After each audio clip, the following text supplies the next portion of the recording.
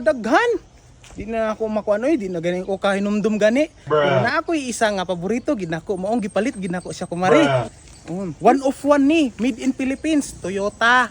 Giganahan kani. Giganahan ko ani. Nga lang mo nang gipalit, isa na ganahan nimo. Oo, okay. Kuan siya, luag niya, bagong design. Isa pa gud akong ganahan ko mari. Naa siya payong.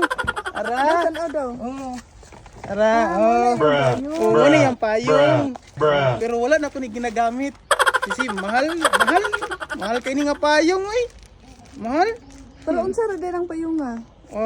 Wala siya ang design niya kanang one of one sa Pilipinas nga na siya payong kay limulan na kay magamit. So pero wala kay nako ginagamit kay mahal man ang payong. Payong ra po'y nakamahal. Mo nang gipalit na ko ning sakyanan. So brato ang sakyanan, mahal ang payong. Murag ana, pero duha ni sila dara kani.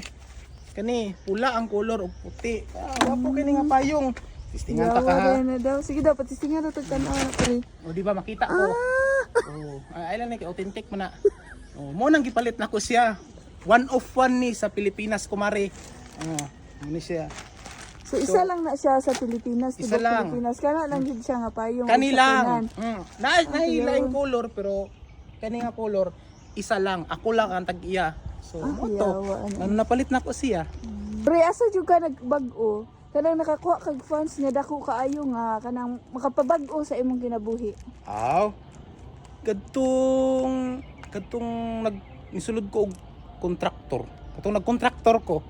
Dito na usab akong kinabuhi kumare.